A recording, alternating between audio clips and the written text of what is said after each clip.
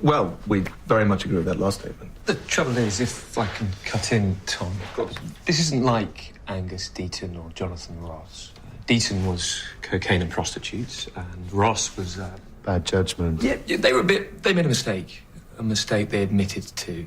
And in both cases, you're talking about late-night comedy shows, not Smuggle or Late Afternoon Quiz, which, whilst occasionally funny, has a very different audience. I can see why you hired him. Very smart. So the show is off air? Actually, we're thinking of bringing in a temporary replacement. Someone to guide Smuggle in your temporary absence. Right. Clever. Who are you thinking of? We're sounding out a few people. You're not going to say? Not until we hear from them. Well, so long as the show survives unscathed. Yes. I think I've the other told thing myself to help me enjoy this is we're not going to find. It's not about whether he's guilty or not guilty, and we're not going to probably find that out at the end. It's not going to be, oh yes, he did do this, oh yes, he didn't. I think it's one of those things. If you see... because that's how the court cases work in real life, we never really know, even when they're found not guilty, if they're not or whatever. Yeah. But There's Robbie a preview Coltrane clip. has an amazing presence on screen that I don't really care, because he just plays it with such a moral ambiguity. 1 minute you like him, the next minute you're not sure, and I just think he's superb. The preview clip I think I've seen is what he almost sort of can't remember, or it's one of those certainly he said, I don't recognise that, I don't remember. He certainly... That was the first Yeah. game forward. The one going forward throughout the series is going to be the baby sister of the right. character. It's a different woman that they are now investigating at the end of the episode that they were at the beginning. Right, I okay. think Because it's like other women have come forward, 6 haven't women they? have come So- forward. The one that they're taking seriously is the one who I believe lived in their house. Yeah, that's right. She's claiming there were several sexual advances and things like that, and When she was inappropriateness. underage, and that's why the Jimmy Savile connection. I just think this. I mean, it's all too familiar now, these sort of stories, but it was really impactful. We've said this a lot, and Gary said it about our girl last week, and he's completely entitled to his opinion. This might be drama of the year, up there with Line of Duty and Happy Valley for me.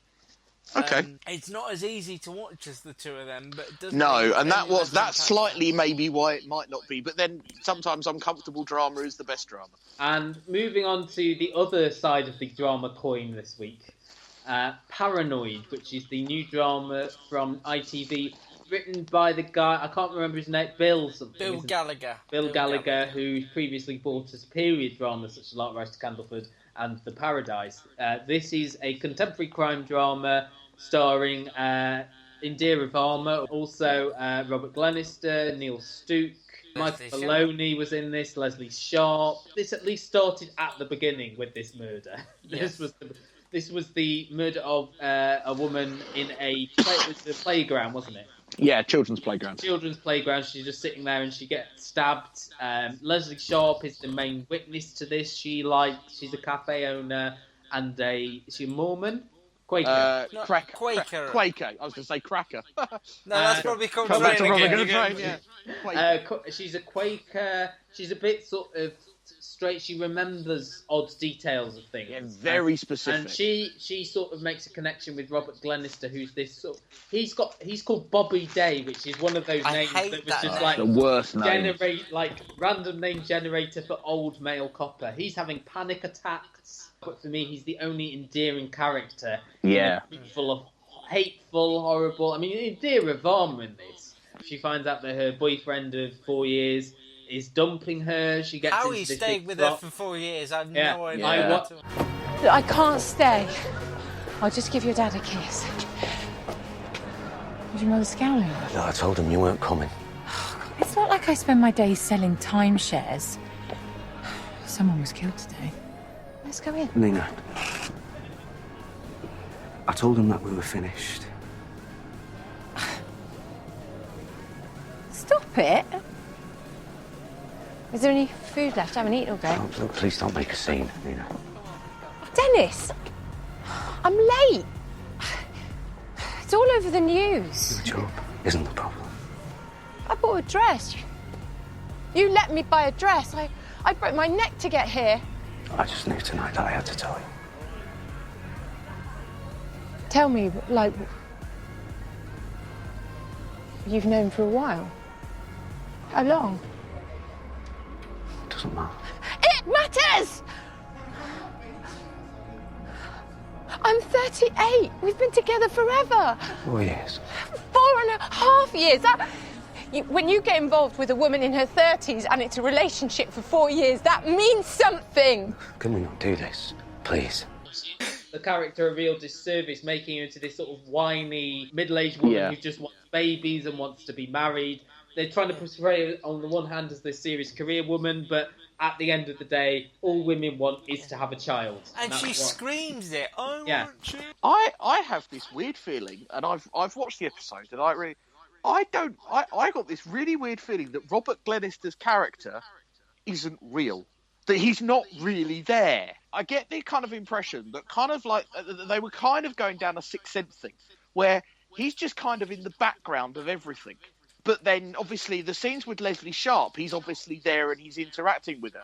But whenever they were doing the bits where... Because they don't normally take 3 detectives to go and interview somebody. And actually, when they were doing that, it was all Indira Varmi and the other bloke doing all the sort of, like, interviewing. And then Robert Glenister's character was just kind of there. And in fact, actually, she at one point says, right, come on, get your coat, Dino. And doesn't say anything to Robert Glenister. So we're meant to believe when we're seeing him, he's still a major character... but he's dead, or he's not. Well, I don't know. In Gary's theory alone, this is, you got to remember. Well, no, that's what I'm saying. I don't believe it's right. It's just that's kind of how they made me feel. And as you say, he was the only character that you liked, and yet they still made it really hard for you to like him. This was an absolute mess, and I've never known a programme start so well. The scene in the playground was pretty brutal and really interesting, and ever since the dialogue was just horrendous. I wanted to slap Indira Varma. Everybody was so annoying, it was so unrealistic, it annoyed me from beginning to end. And I think, going back to what I said about Designated Survivor, you do have to have someone you like, and I just didn't want to spend any more time in the company of any of these people. The only character who wasn't fleshed out in the cop was Neil Stuke. You don't know anything about him. All the others had a backstory. Neil Stuke is clearly the best actor out of that bunch. And that's unfortunate. So I'm glad that what you've got is an ongoing storyline, which has clearly got some twists and turns to come, because the character that they portrayed as the killer in episode 1 is now dead. So will any of us stick around for more? I certainly won't. Yeah. I did write a review today, which you can read, but I had a great comment from an anonymous reader of the piece, which said, "This wasn't bad, it was comedy gold. They stopped to fight at the suspect's flat. The man who was getting beaten was slammed against a wall and the attacker was allowed to walk away. They then stapled wanted posters for a murder suspect on telegraph poles as if he was a missing cat." Oh, I loved that. Who says the ITV sitcom is dead? Yeah. So that was Neil Stuke who left that comment as well, so... Oh, was it? That's yeah, good. I think so, yeah. Have you told your friends about this podcast? Okay, here we go. No? It's just not my idea of a good time. Tell them now. That's what the people want to hear. This is the Custard TV Podcast. Good to the last drop. From thecustardtv.com. Should we move on to an actual sitcom so Gary can wax lyrical about Red Dwarf for a while? I also want to know why you can't say dwarf. Who, me? Yeah. What's it called? Red Dwarf. No. You don't pronounce the W, it's dwarf. Red Dwarf. Red Dwarf. No! He's still not got it. Whilst Matt works out how to pronounce the simple English word. No, you're saying Red Dwarf. Can I do my review now? Hello? No, Hello? it's Red Dwarf. With Hello? a W. How am I saying that different? Red Dwarf.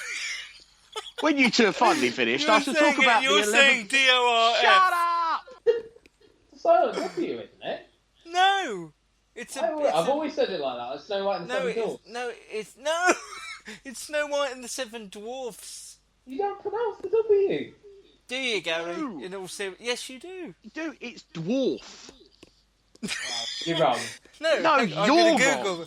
I'm gonna Google this. Google it. Snow Go White on, and the Gary. Seven Dwarves, not dwarves. Go on, Gary. You talk about it. Grief. This is the 11th series, and in its 28th year, Red Dwarf. The series 11 and 12 are being made back-to-back, and both will be shown on Dave. The first episode, not exactly the world's greatest, but they do a bit of time travel. There's a bit with obviously going back in time and meeting people like Einstein. It's nothing new if you're a Red Dwarf fan. You've got Lister, Rimmer, Cat and Crichton. It's the classic crew. No Christine Kachansky, no other characters at the moment, although we are getting a few new characters later on in the series. They are considerably older now. I think Robert Llewellyn's Crichton suit might have taken a few weeks to make rather than a few days. He's certainly a lot bigger. I don't get the impression this is going to be hugely expensive to make. So I think there's enough merchandise and other sales that Red Dwarf get that mean that they get a good investment for their money.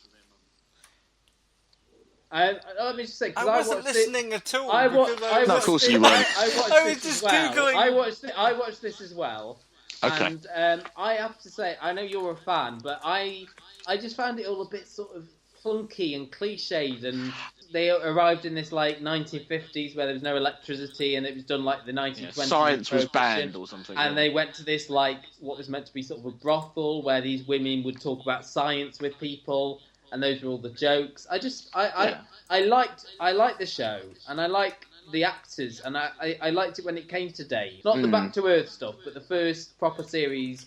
Was it 2012? I think. Yeah. The first series of Dave. I liked it then, but I just found this hard to get on with. It looked like they were having fun, and we've always said, haven't we, Luke, that if the cast look like they're having fun in a drama or a comedy, the cast look like they've had fun with it, and it's like a big reunion party. And you're at the party a bit. Yeah. We'll have to see. I believe there will be better this series. Just for some closure, though, I did Google it, and you can listen to it on pronunciations. There you go, pronunciations. Pronunciation sites. That's always a hard word to say. Yeah, Gary and I, ironically, and I are correct, and the rest of the world is correct. It is dwarf. Red. Think about dwarf. how much time I've saved not saying the W all these years. But will you change now? But nobody knows what you're talking about.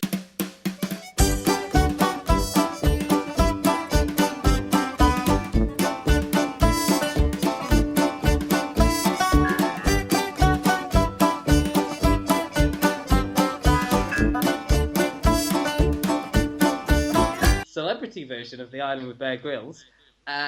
We have who's that of celebrities, including Ollie Locke from Main Chelsea, Lydia from The Only Way is Essex, Aston from JLS, Dr. Dawn Harper from Embarrassing Bodies, Dom Jolly, and the one we're all obviously looking for, Mark Jenkins. This should have been on E4, I feel like. It was so... And I wanted to like this. I've enjoyed all 3 series of The Island because of the situation. I think they did it wrong doing it for Stand Up for Cancer, because it wasn't fun, it wasn't enjoyable, it wasn't nice. It was... Let's be honest, the celebrities will struggle with sort of real life, let alone being stranded on our... If they do it in the same conditions. I mean, Aston was really struggling. He wants to go home already. He thinks he's losing his voice. Which wouldn't be bad. What a tragedy that would be. They already called in the SOS team twice because they got stuck without. The thing with the island is that they go off on this mission. Oh, they've gone off. There's too many of them, and they haven't got enough water.